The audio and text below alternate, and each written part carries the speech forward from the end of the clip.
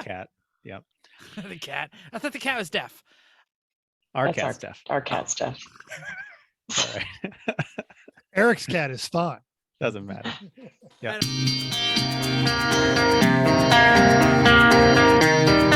Welcome to Everyone Racers. A show designed for the world of low-dollar racing. An oddball car culture. It doesn't matter what kind of Lemon Champ or Lucky Track Dog league you run. SCCA or NASA. We don't discriminate. As long as you drive it hard and built it yourself. Join us each week for tech discussions. Tips, tricks, as well as news and notes. From the world of amateur endurance racing. And whether it's on the spot. Hella sweet or lucky enough. Chrissy. And I give you just the tip. We're sure you'll giggle a little. And learn even less. Everyone report to the paddock. Main topic time! So this topic is actually based on Eric's observations, and he sent us an email just kind of like, here, you guys run with this. But we recognize that the person who got their start in Lemons and once had their own website doing nothing but crunching the data on what brand, what team, what car stood the most chance of winning needed to come on the show to do this. And a lot of people forget this about Eric because he is charming and entertaining and soothing when you talk to him. But Eric is a numbers guy on a level that normally people are socially awkward and hard to talk to. And everyone forgets that about you.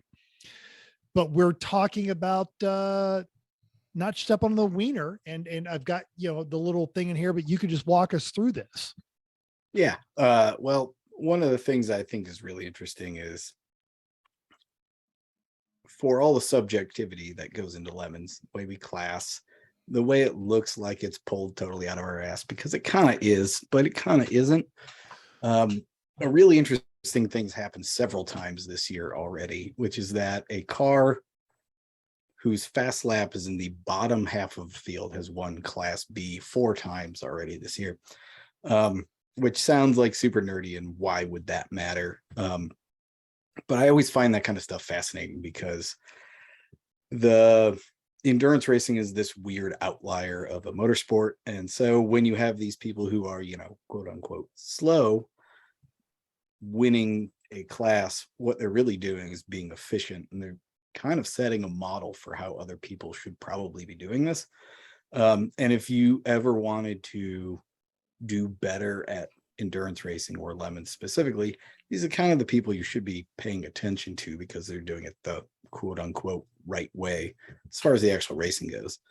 And I find that kind of stuff fascinating. And, without having a whole lot of anecdotal data on how they're doing it, it's just worth pointing out that this is happening. And I went back and looked, and it's happened 30 times in the last 12 years. So it should be happening like once, maybe 1 to 3 times a year. The fact that we've had 4 in half a season means that there are some people who have really got it figured out. I think that's fascinating. And good advice. You say in the Lemons wrap-up videos, stop trying to go fast and instead be efficient, stay out of the penalty box. We do the same thing. We tell people, practice your pit stops. Well, yeah. So let's give some examples, like to get people know what we're talking about here. Yeah. So the several teams have done it twice, and you guys are among them, with 2 different teams of yours, with the Civic many years ago, I think in New Jersey. Yeah. Right? Yeah. Yep. And then Dave did it in the Cressida also. So I don't know. I figure you're as good a people as anybody to ask. How do you go about, put yourself back 6 years ago and think about how you got there? What was your approach to it? Had you thought about this kind of thing ahead of time? Yeah, well, absolutely. I think there's a lot that goes into it. And, there's some other examples here that I think that we've got here that are good, is that, like when, like 2020 at Thompson, when we won that one, our best lap was a 127.1. Cressida was on the same lap, best lap was a 130.8. Right. So big chunk of time there. And I think that particular race, it came down to fuel. All came down to fuel. And that was where they are very good at fuel and fuel economy and having, efficient strategy and pit stops. And we were fighting someone. and our fuel burn was atrocious, Right. and it made it rough, without a And doubt. they finished third with that. What was the time difference between the laps? Two and a half almost seconds. yes, Three and a half. Three and a half. seconds. Sorry. Yeah. Yeah. As best fastest lap. So So- huge difference. And I'll go back to, it was 2016 when both of our teams won B class. Our Honda was very slow. I mean, that was when it was this single cam VTEC. No And turbo, just no stock turbo, no nothing 20,000 stock. mile race motor. Yeah. But we had the full 22-gallon cell, and we ran a long shifts just to Mhm. get there. Like, and we knew that going in. We stopped once a day at that race. Yeah. That was it. Yeah. And How many we s- flags? None. No flags. Oh, no flags. If you flag, You're done. Yep. yeah. We stacked drivers to people that could maintain a good pace over a long period of time and be Mhm. smart about it. I had 9 hours of seat time that weekend. That was pretty phenomenal. It's a lot. Yeah. Well, and we used to put you in at the end because your fuel burn was higher than a lot of us. Yeah. And Although give you're running you- right next to him, though. Well, Yeah, Jack- in the Mazda. The Mazda got a problem. I can't make. But we've actually talked about this. Eric, we've talked about our Mazda 3. It's got a 2.5 liter whatever from a Ford Fusion MZR, right? MZR? Yep. Yep. And the fuel burn is too high. We don't think that modern car, when it's driven in anger, it whatever the cams are doing in there, it's burning too much fuel. I didn't use too much gas. I think it's you. Oh, it's definitely It's- me. And it's my problem. Well, It's definitely my problem. This goes to another part of this, which is that I think when you drop into a race and you see somebody beating you and you can't really explain it, you automatically assume they're cheating or they're getting some kind of advantage. And as you just pointed out when talking about the Civic, now when talking about the Mazda, there's no replacement for experience driving a car, and specifically experience with that specific car. You learn everything about it. It doesn't really take long for the people with the right mindset to kind of learn a car. A guy like Anton can drop in a car and pretty much learn it in about 90 minutes. Unless But, it's his own Volvo, in which case he will fiddle with the suspension all week. Right. Yeah. There's the noodling aspect of that. But you guys had at that point raced the Civic for what, 2 or 3 years. You'd had time to figure out what it and was. a few years with the other Civic too, with the same engine though. That was the hero motor, just wouldn't die. Yeah. And that was last weekend. Save the Tatas were competitive as they always are. And people were just kind of floored by how clean they drive, how they stay out of trouble, how quick their stops are. And, it was literally their 45th race with that car. So, I mean, they know every inch of that car and know how to drive it. And so, knowing your car, having thought about where you're going to be at some point in a day, Chris, be ready at 3:00 and actually, having pants on, that kind of thing makes a big difference. Man. No, absolutely. Pants are the worst. Yeah. We have talked. We've done entire podcasts about being organized Mhm. and making sure that the fuel cans are ready when the fuel's got to go in, and everybody knows what you're going to do when the car comes in and who's going to fuel and who's going to do the fire bottle. I think a lot of people understand that. I think a lot of people understand, like, So this is break.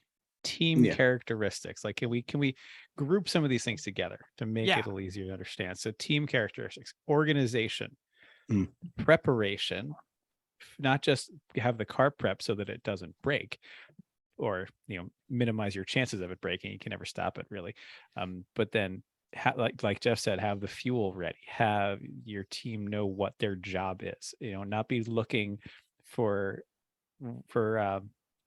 Ralph at 10 minutes before the pit stop because you need one more guy and you can't find him. Yeah, because he's in the porta Yeah. potty, right? And he doesn't have a radio. And Um, and also everybody's fed. Everybody's like hydrated. You know what I mean? Everyone knows where their gear is. what's the team with the yellow, and this ties into some other topics, because you're going to start seeing a lot of Ford Focus. They're hitting that bottom of the depreciation curve. They're in the junkyards. They're not a bad platform, but the yellow one, and You're talking about the Mofoco guys out of the yes, Twin Cities. the no step on Eric. And Yeah. at NOLA years ago, they were what, fourth from the bottom in terms of times, and they still finished. And then that's a team. They're all consistent. They're all within a couple of seconds of each other. And once they kind of got their heads out of the penalty box, they've been successfully doing quite well. And it always seems like they're having fun too. And it's probably because they're not frustrated, because they're not looking for somebody in the toilet, or they know when, okay, after this fuel stop, we got to have all the jugs in the truck and you got to run down the road to the Wawa to fill them all up. So we're ready for, at this point or that point. Well, that's a good transition because, people look at Three Pedal Mafia and they see people having fun. And that isn't an accident. When you know what's expected of you, you know where to be at a certain time or what is going to happen, kind of frees you up to actually enjoy the weekend then, As long as car's not broken. Totally Yeah. good point. Yeah. Yeah. I mean, that's always the specter of lemons though, is the car could always break anytime. And that's, just part and parcel of it. And again, to do this with a bottom half of lap time car and still win Class B, for example, or overall with, a bottom 2/3 lap time, you kind of have to have nothing can go wrong basically. But if you've prepared for it, it kind of works itself out. I would say that the preparation piece, even when it goes horribly wrong, can add to, still having fun. Of everyone on the team will agree, nope, this one is properly done in. So, in various cases, either go fetch the spare car, like the guys always do at Gingerman until they brought the Mustang, or, okay, wristbands off, crack them open. Let's go help other folks, because we all agree. We've had this level of expectations and we have passed that point. So we agree that this is now time for plan B. And so to sum up some of the driving characteristics we just talked about, it's fast enough, but not necessarily the fastest, because that's the edge where you're going to set a wheel off. You're going to have contact. You're going to break the car. You're going to burn too much gas. So being able to consistently run at or near 90% among everybody, with the occasional fast lap when you got to get by somebody, I think that's key. And the ability to stay on as long as you possibly can in your shift. I think handling, and like, if we're talking about car characteristics, can we change the car characteristics for a moment? Have we gotten through enough team characteristics? Have we talked about attitude, preparation, driving level, intensity, still have fun? We're good. That's pretty much Organization, it. Organization. Okay, yeah, can we go? Let's move on to the car. Car characteristics. Fast don't win, but handling and brakes does. Fast can win. I would say fast can win. It's a lot more work. And I think that gets, well, any way you win is a lot of work. Okay. You can win with a car that runs 90-minute stints if you're really fast and really efficient. You can win with a car that'll run 220 and it's mid-range lap times. You go in with a car that runs 3.5 hours and is just consistent. I think it was something Jeff said a while ago that, all you have to do is stick to what you're doing and not screw up, and you've punched the ticket to have a chance. And that's kind of what endurance racing is. There's 100 ways to skin a cat, basically, and every car is going to work in a different way. And that's what's always fascinated me about the endurance racing aspect of lemons, which is, obviously super serious for a topic that I'm talking about. But well, and I didn't mean fast doesn't win. Power and acceleration and gobsmacking torque Mhm. is not always the fastest way around a road course. right. And Like, I think I'll use the sorry for party failbird Go as ahead. an Yeah, example of that one. It's Yeah. it's fast. It's a bridesmaid. it'll blow your doors off down that straight. Or put a wheel in there. Or put a That wheel too, in it, yeah. absolutely. But we've talked about, the impending 350Z onslaught that is coming, because that is a very powerful car that can be had pretty cheap. And I don't know if they're going to dominate or not, because I don't know because that. they're terrible engines. They're Yeah. Nissans.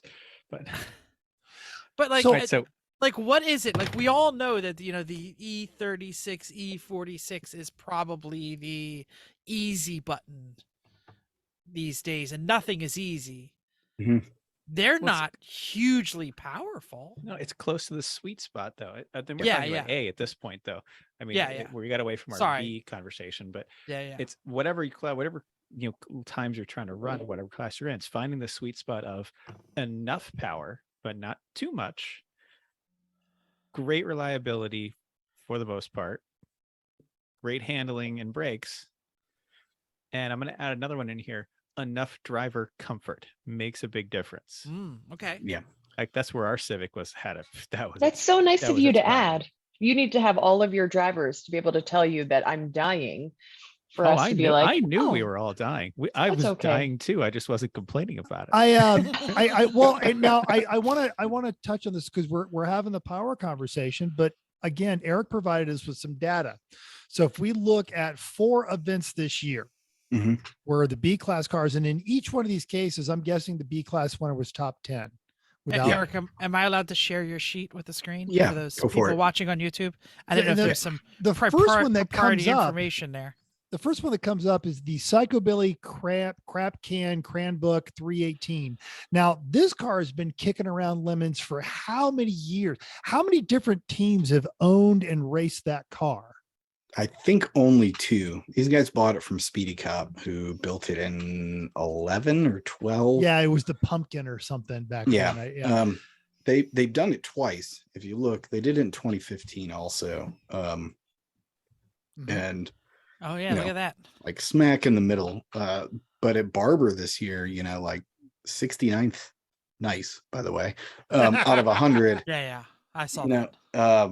that's like way into the bottom half. And it's a 4-cylinder E36 with a fuel cell. Like it's not, It's the aerodynamics of a Cranbrook welded Right. to an E36. yeah, it's got another, 2 feet of frontal area on the roof. So, it's not the most efficient car. But they just stay out of trouble. You don't see them making stupid moves. You hardly see them making moves at all. They just kind of drive their own race, and it kind of pays out at the end. It's really gratifying to see a team that's got it figured out like them. Yeah. And we should mention, for those of you who are watching on YouTube, the chart that you see in front of you are all the B class winners. Mhm. Like we said that, error data, but this is the data that you pulled. And there have been four B class wins this year. But if you look through the years, there's a good bunch.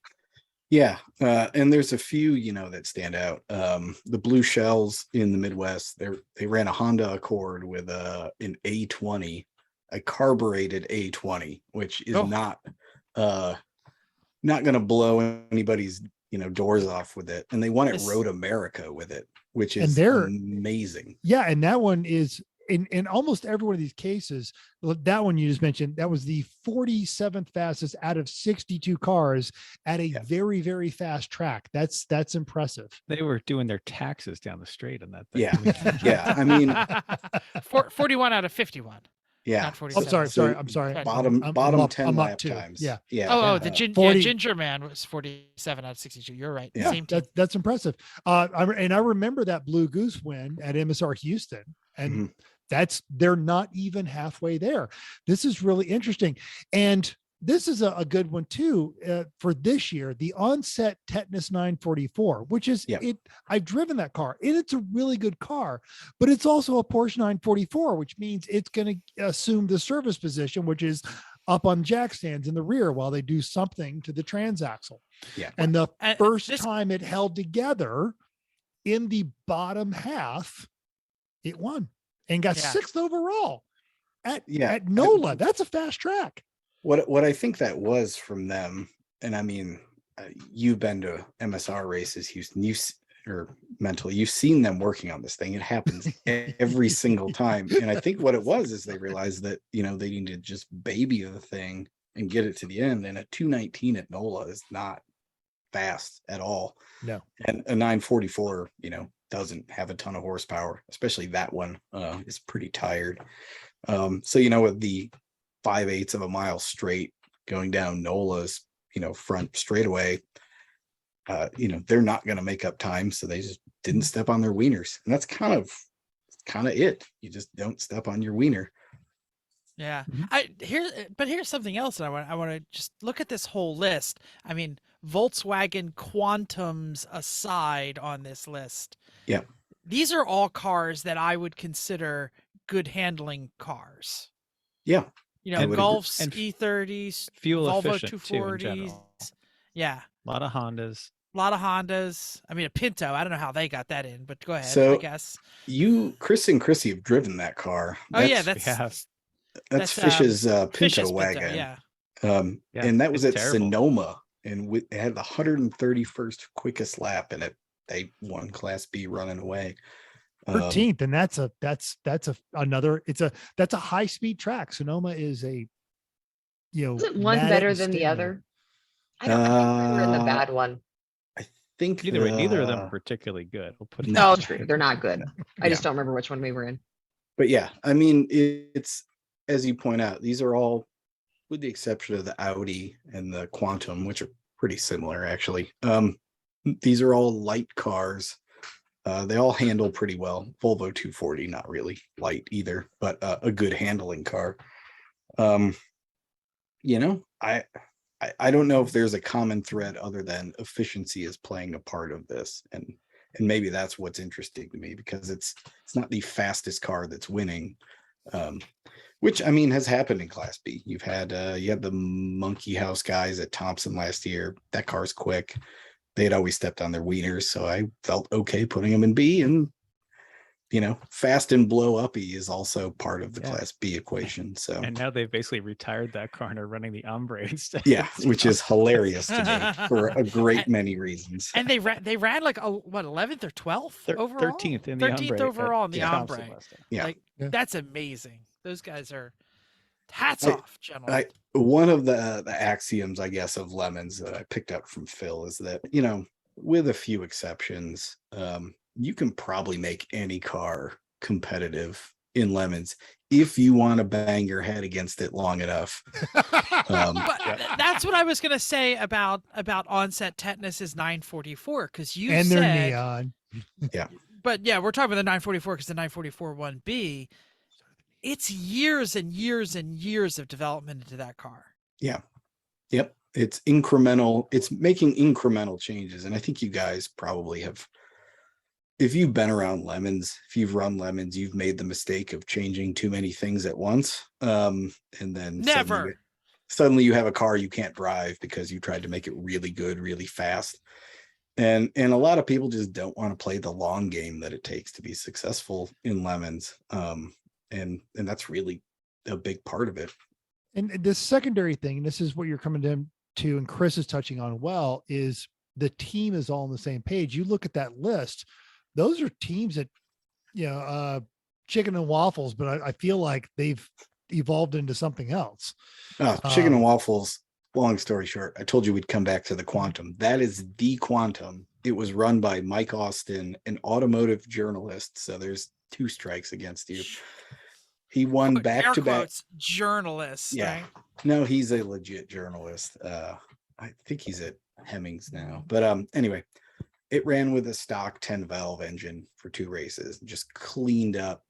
and it's taken Derek Steinkamp now 9 years and 150% more horsepower to get it back to competing in Class C. Yeah.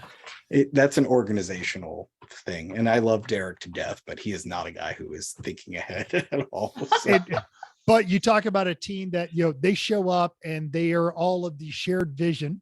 yes, correct. Yeah, we're gonna drive ish, but it is so you've got tetanus. The I want to say I've seen the Volatile Ram MR2, but the Mr. Blue MR2. Now that's a family team. It's a father and daughter, and the Two daughter's randos. boyfriend or husband, not sure, her partner Right. helps them fuel, but he does not drive because he doesn't know how to drive stick. So it's the father and daughter, and they're on the same page. They know exactly what they're doing. They have a game plan. That car is not fast. It doesn't stay on the track very long. 100 minutes, maybe. Because on a it fuel is tank. it is all stock. That car is completely, I think the brake pads. And I remember we were watching their pit stop because we thought it might, make for some good media. And it was clean and quick and strapped in and off they went. Yep. And it is interesting because they do have really solid communication, and they knew exactly when that car was coming in. They were on the pit wall. They were ready to go. Yeah. In fact, All right, during that so- pit stop, another team pulled in. The guy got out. His team was nowhere to be found. Took his Hans device off, set it on the wall, asked Dale if it was okay to go find his team. 30 minutes later, comes back, and this is right next to the MR2. And then I joked that because he took his Hans and his helmet off and set it on the wall. And then I stood over there. I'm like, how are you going to get your helmet? Because you can't cross the line without your helmet on. And they were flustered by this for like 3 minutes. Still, one guy who was wearing all of his gear went, "Can I go get it?" Yes, that's the point I'm trying to make. You got to think these things through. And Yeah. You connect the dots, and then All right, so here's your B class recipe so far, and we're gonna add to it. A team that is well organized, everybody knows what they're doing, everybody's on the same page, everybody is fed, everybody is ready to run the car as consistently as possible. No black Fast flags, enough. fast enough. And then we want a car that is probably light and efficient. Although is a Cressida, how light is a Cressida? how do you define fast enough? Because I think that's the point Eric's making, is all these cars are in the bottom third. Well, that's it. It's fast enough for what a class you're trying to do. Like, you cannot get this kind of thing with the Rolls Royce. Just can't do it. That's impossible, no matter how good you are. So True. it's like there's like a minimum. Like, you must be this tall to ride this ride. Yeah. Well, I think the bottom limit is a Ford Pinto with a fuel cell in it. I mean, that seems to probably be about where the basement is, but I'd love for somebody to prove me wrong. Or the diesel Jetta, right? I mean,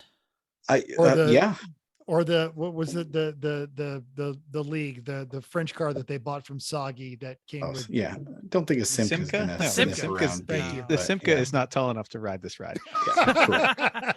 Well, you know what though, but like Great Globs of Oil, Yuri's Bell Huey Buick, whatever it is. Yep. I mean, that recently beat every single B car in the field. Let's talk about this at Thompson. We mentioned it before, but people don't listen to every episode. Great Globs of Oil, they won Class C. They were 11th overall. And their lap times were terrible, like 1:32. I didn't look at. They were fantastic for an Isuzu. Yeah.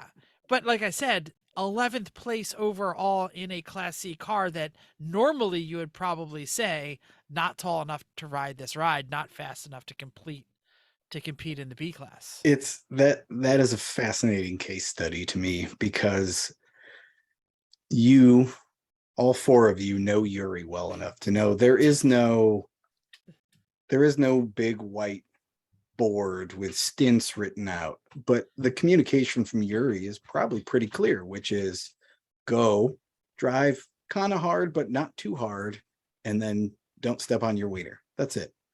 And sometimes that's enough for your drivers. And that's a big part of just knowing your team, knowing who you have driving your car also, and having people you trust, which is not something you just pick up. That is something you develop over years. Mm-hmm. Totally. He also had some hot shoes with him that week. Yuri puts his A team in the Buick Opal Isuzu, as you do. So Yes. Totally. Well, to win a class, you put the people that are fast enough and That- they're trustworthy enough. That's how you win. Yeah. Win Strategy, your class. Chrissy. Yeah. You started That's the what we're on now. conversation with that. Go ahead. Oh yeah. I mean, I think all of these really do tie together because that's what strategy is. It is making what is your goal and figuring out who can get you to that goal. And if your goal is to win C, then you're going to put the people that are fast enough in it, and that's what worked. And Mhm. though I don't know the whole team, but I know that some of them not always the cleanest. So you end up with questionable. Well, I'd say you have to trust them well enough. Then that's what Yeah. you need to do. I think the trust is even keyer than fast enough. For forever, we joke about it, but we always put the dishwashing fairy in because there's 100% trust there. Well, that's my favorite mixed idiom from many years ago is never when a pint is holding a pint, it's doing the best that it can. So For those of you not watching on YouTube, Eric has polished off his Guinness yeah, and was holding up the glass, the Uh, empty glass. that's a misappropriation of you can't expect a pint to hold a quart, basically, which is another way of saying you should know your team well enough to know what to expect from them too. Yuri's not expecting a driver to get in the Opal and run a 128, like that's just not it, and telling somebody it's okay to not be the fastest person on the team is a big part of it. Endurance racing is all about checking your ego and being part of a team, which a lot of people don't like. So Yeah. And Some people didn't get that memo, Eric. yeah. We should mention that Yuri this most recent race at Thompson had guys he could trust. Right. And I don't mean to genderize that other than there are just no girls on his team, but he has frequently just sold seats to whatever random person could write a check. And in that, that thing is a town bicycle. Basically, anybody could run a shift in it. But he really kept the team tight this last week or 2 weeks ago in Thompson. I think it was Edwin's meat that was fueling them to the win. Edwin's meat is Always. always It's the best. Always. Yep.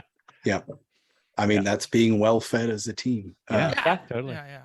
But Other strategy though, like go ahead. We've talked about this. We knew which race we could stop only once in. Mhm. We knew that we were not going to do one stop at New Hampshire.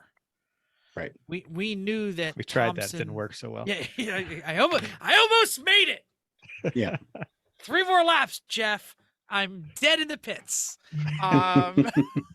Yeah, but we knew which, you have to know which tracks are better for your car, which fuel burn situations, which amount of hours. I mean, Thompson is 9 and 6. What is Thompson? It was 10 and 9.5, 5, I think. 10. 9.5 and 5. Yeah. Yeah, 9.5 and 5. While Jersey is like 7 and 7. Yeah. That is going to make a difference for your car with your fuel burn. So you have to have the right team. You have to pick the track and the situation that suits your car the best. Yeah, What else we got on maximizes strategy? yeah, that's it. Maximize your shifts. Like find a way to get the most fuel burn out of your car without running out, where you're not like coming in extra because you're a half hour short, or it's that one guy just burns too much gas and has to now back off 6 seconds a lap, and there you go. You can't then follow your previous strategy of everyone's running 90% consistently all the time. That's another side note of this one is when you look at the tracks that this happened at, Gingerman comes up a lot. CMP comes up quite a bit. High Plains comes up a bunch, but they're 24 hours, which is its own completely different thing. That's interesting because I'm seeing a lot of Barber, Jesus Hour, CMP, Jesus Yep. Hour. Yep. Gingerman now just is like Thompson. You don't Thompson, start until not after until lunch noon. on Sundays. This is very interesting. Okay. But Yeah. like New Hampshire only once, NJMP only once. Yep. NOLA's MSR only once. Yep. Yeah. That's interesting. Monticello. It's yeah. Hey, that's only on there once. Oh wait, Yeah. they only let us run once. Well, Yeah, I mean, a new track also opens up a whole other realm of possibilities, but we Mhm. probably don't need to go down that path. The point being, though, that it's reading the entire situation and figuring it out. There's no easy problem to solve in endurance racing. It's all kind of its own calculus. But you can figure it out with some pretty basic arithmetic, and not stepping on your wiener will get you pretty far down that road. So Yeah. to that end, to basic arithmetic, if there was a new team listening to this, they've got the perfect car. They're good people. What's the first math equation you would recommend they solve? First math equation everybody should solve in Lemons is how many laps does one visit to the penalty box cost me? That's it. Yeah, You start with that. Yep. Because if you can't drive cleanly, then you're not getting very far in Lemons, and you probably will go race somewhere else when you get strapped to the roof of the car and you don't understand why or don't think it's funny. Or But you fall in love with it and come back every time. I mean, that's what happens Yeah, more yeah. often than not, honestly. But yeah, figuring out what mistakes cost you is where you start with it, and then that applies to fueling as well, because fueling unsafely has the same. It's much better if you spend 10 minutes per fuel stop at your first race than 6 and you dump 8 gallons of gas on the ground and have to walk around the paddock getting embarrassed. Maybe it's just the East Coast doesn't really do it, but are there a lot of teams getting fueling penalties? No, I think we've got it pretty well. I think it's pretty clear from the outset that we want you to do it right, and we're happy to instruct you. Yeah. Because I think that's a productive approach to it. But a lot of people black flag, and the most common black flag is pass under yellow, right? Yeah. Still. Yeah, it is. That's the classic. Leave me alone. I know what I'm doing on my third race, and you don't. So, I think some of it is that we're doing more fueling in the paddock and in the hot pits now, where it can be a little bit better modern. It's a little more like serious. Mhm. Like Yeah. everyone's like, oh no, we have to bring all our gear. We have to do this stuff. Or if you're just in your paddock, Safety And flip flops. But you have also got you've got Dale and Ken and whoever else is out there. Yeah. I know we do better because I think somebody's watching. So you're going to be more serious about what you need to do. Yeah. I also feel like, if I can interject for 1 second, my thought is, you said, if you are a new team and you have a great car, I said, really, the answer is it's going to take you 2 years to win. It should, unless Because you got to dial in the car, learners. you got to dial in the team. I mean, you got to make sure the team, all of the things we've talked about are kind of like a little bit tenured. They're a little bit, you have more time with the car. You can buy, a proven race car, but then you have to learn how to do it, and all your drivers have to learn how to do it. So I almost feel like you need that progression, and just like, don't try to win, especially your first couple races.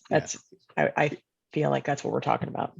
That's a good point, and we probably should have prefaced this whole thing so you can fix it in post. But this is like we don't post. I know. Yeah, this is like the 300 level, college course on endurance racing or on Lemons. There are a whole host of 100 and 200 level problems you're going to have to solve. Some people solve them really quick, but I would say an average from 0 to successful is at least 4 years. I would say, it's 10 races, I would say, is probably about where you finally something clicks. And if you've kept your whole team together at that point, you have people you trust. So I think C is probably easiest to win. Yeah. Not because it's like not hard to not because it's you don't need to know what you're doing or you don't need to do things. I think that it's really hard to build a B car because if you build it too nice, you're going to be an A. But a lot of people can show up with some piece of crap and luck into a clean weekend where everything ran. Yeah. You cannot luck into a B win. I mean, how many of these are like top 10, right? Most of them, yeah. Yeah. About half. The ones and the ones that aren't are still in the teens in a very large field. Mm-hmm. Yeah, I think you make a good point though. Class C is all about just keeping your car on the track. That is keeping your car running is the challenge there. And in a class B or a class A car in Lemons, that's challenge number like 7, and then once you've got that, then you have to refine it and you have to figure out the finer points, the 300 level class stuff, how to fuel efficiently, practicing driver changes, having an idea of what your car is going to do at a particular track and how it fits into the entire schedule for the weekend. Okay. Yeah, it's I'm going to say it flat out. It is really, really hard to win B. Yeah. You need to be. It's really hard to win any of the classes. Let's be honest. Absolutely. Absolutely. I'm not going to say it's easy to win C, but Blind Squirrel can find a nut in C. Well, I think Squirrel is not. I'm not gonna say Blind Squirrel. You can compete in C, but you can't win in C. I think what you're trying to say is with C, you're not as worried about speed. You can focus on reliability and team predictability and trust, and just keeping the car out there. No one has accidentally won a class. I'm calling Yuri a blind squirrel. And I think Eric just walked us through why exactly in this particular instance he absolutely wasn't. He showed up with the proper roster. He knew what the car was going to do, and it wasn't as elegant as we've seen other teams, but he had very clear team directions, and everyone bought into that mission. Luck is always part of it, though. Yeah, absolutely. You buy the lottery ticket by doing it perfectly, but luck has to be there. Luck is always part of it, but luck alone will not get you. No. Yeah. Luck is your ignition coil limping along, and you can just barely get your C win ahead of a Datsun. Or luck is also someone forgetting to put a hood pin in, and there you go, ruining your choices. Yeah, right. One error will take you out of B. Yeah, you can win C and still have an error. It depends where. Yeah. On the East Coast, you're probably right. B is very competitive. It just is. I mean, if you think about the classing in terms of a bell curve, that's kind of what we're aiming for, more or less, or even A and B and less than C. It kind of depends, but there's going to be a lot of cars and a lot of people doing a lot of different things.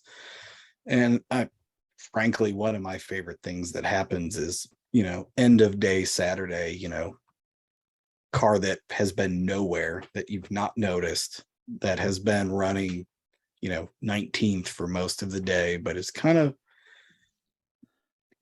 running their own race in a way that is very intelligent, suddenly is second and B to start the day, and putting pressure on somebody who's like, we weren't even worried about that car, we weren't watching it, we don't know anything about it, and suddenly there's these people on our ass. So I feel like that happens a lot on Saturday when you open Race Monitor and you're just like, oh, which car is that? Yeah. What car is that? Yeah. I mean, sometimes you have that with the top couple in A, and you get a random one that you don't really know, or they change their name. That happens. Yeah. But that happens a lot in B and C. You're like, wow, they're doing pretty well. So that's a Saturday fun thing. That was a Psycho Billy crap can at Barber was like that. They were just like running 20th all of Saturday. People started breaking. They just kept being clean. They stayed out there. They'd made their last fuel stop 3 hours before the end of the day. So everybody else came in. That time kind of crossed over.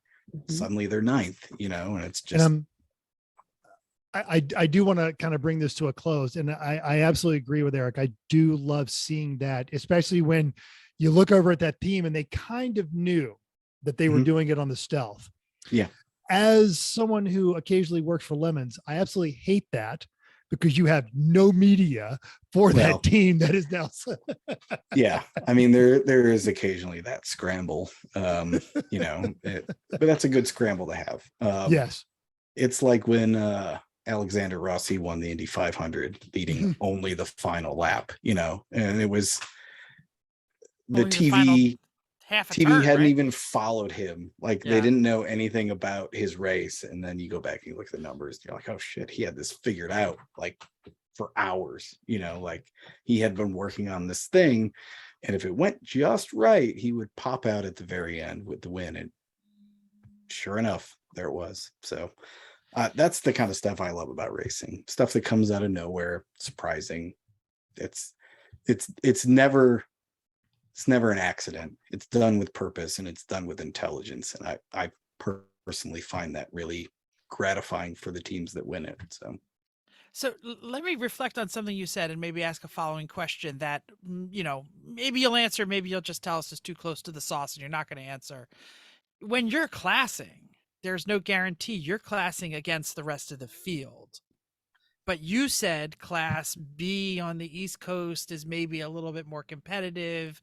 Is there a sweet spot you're missing or you're not seeing, or you're like in the South, nobody runs blah, blah, blahs and they really could come in and get, maybe see some success? Is there regional differences on what, I mean, we know in the Midwest, everybody's got Juggalambos and, Pontiacs are out the yin yang, but the Midwest, oh man, I need to dig up that photo and put it on Lemon social media, but all of the Focus teams have kind of gotten together in the Midwest. That's like the Class B car, but they have shirts that say the first rule of Focus Club is you don't talk about Focus Club. And then the back says nice. The second rule. Yeah, you get it. Yeah. There's always, Chris mentions the sweet spot, in BMWs are the sweet spot between power and efficiency and drivability. There are an infinite number of sweet spots out there. And somebody's always going to be looking for the next one. Focus is a good one. Escort GT is another one, close to my heart. Dodge Neon, Honda Civics, without changing too much stuff. You can put a Civic in A with a B swap and a fuel cell, kind of puts you on the edge. But we can talk finer points about that kind of stuff another time. I know we're running long, like really long. So but no, I there's not a ton of regional specificity. So. Got it. Yeah. The Focuses are doing well in the East. I mean, Hooptober or Chris Fix, whatever Pete Cheat, whatever they're calling themselves now. Yeah. It's a great theme. And Matt Rotundo's Focus finished second in B at Thompson. It's a great car. Yep. Excellent. Good dude too. Cool. Yeah. Awesome.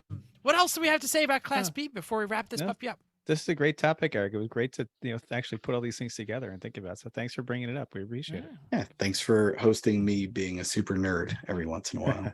Absolutely. Anytime you want to, come nerd out. Wouldn't have it another way. Come on. We're about to test your nerddom in a Okay. final section that we call Goat or Just One Goat.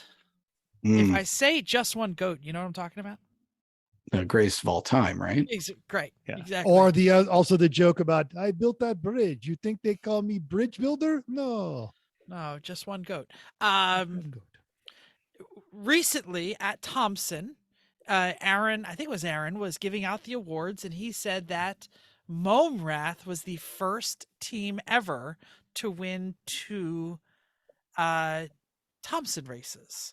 And I went, no, that's not true. I questioned your information. He said, I got it from Eric. And I went and I looked, and you're absolutely right. They were the only team I could tell that had won Thompson.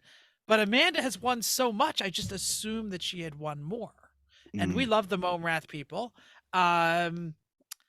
is there a team out there that is like the GOAT of Lemons teams that has figured everything out?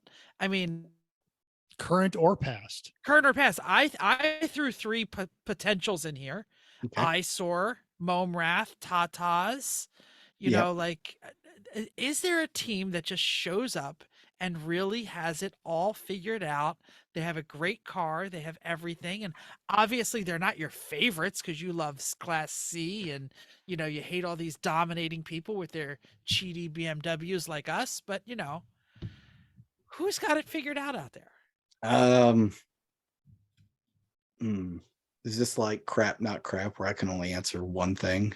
No, that- you can okay. answer Go as for it. much All as right. you want. I think Cerveza has won more than anybody else. Oh, yes, call. yes, yes. Yeah. They had a run where they won like 7 races at Thunderhill in a row, like Oof. just insane. And that was a team that had it all. They had it all figured out. They knew exactly what was going to happen a week before the race. They knew exactly what they were going to do. They knew if this happened, we would do this. Like if there's a full course yellow within 10 minutes of when we stop, to come in. Like they just knew that. Everybody knew what the plan was at a time.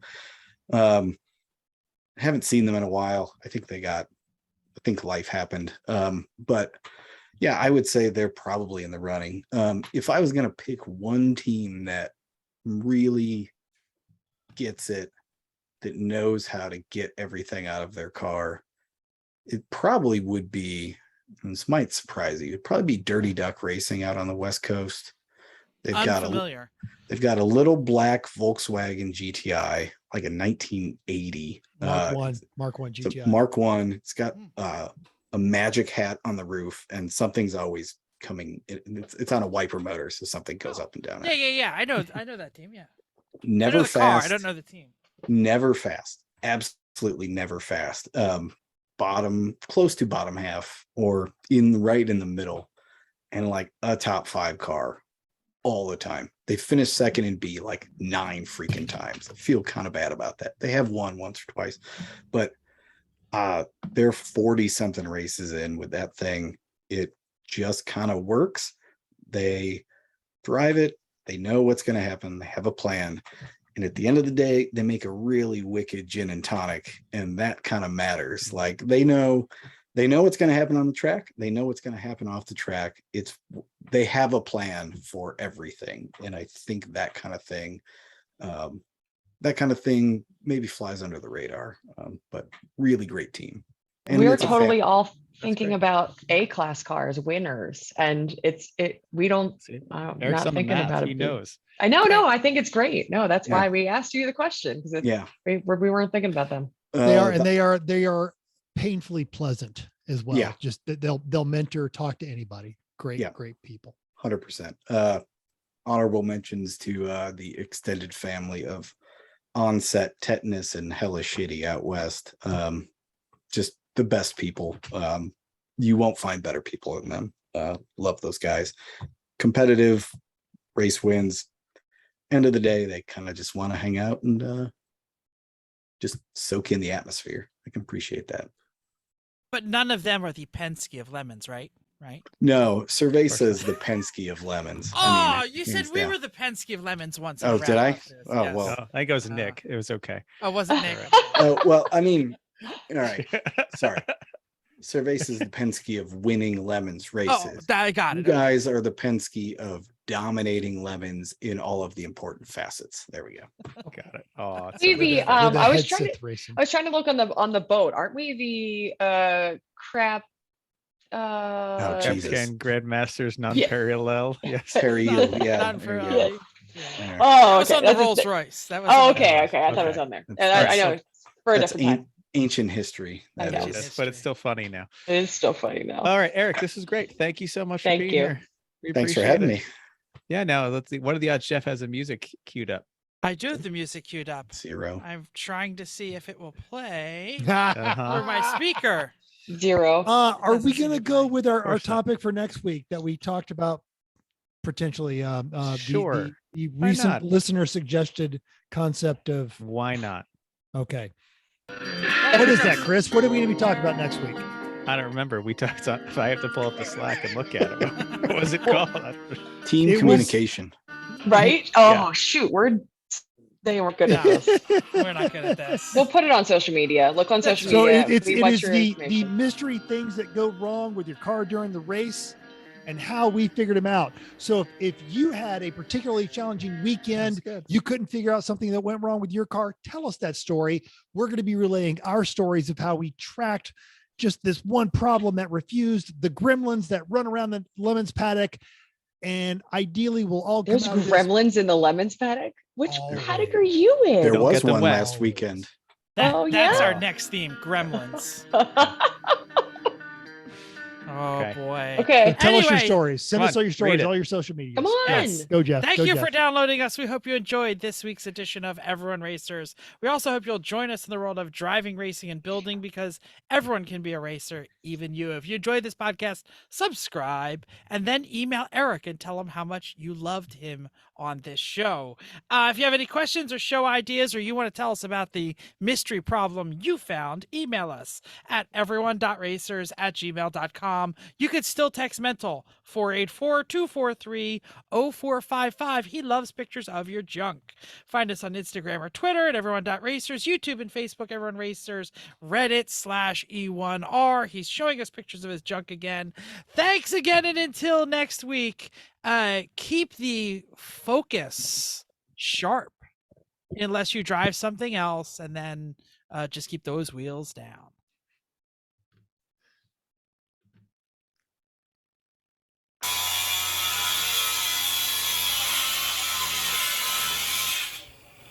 Rusty parts are hard. You know it's not hard? Clicking that like and subscribe button.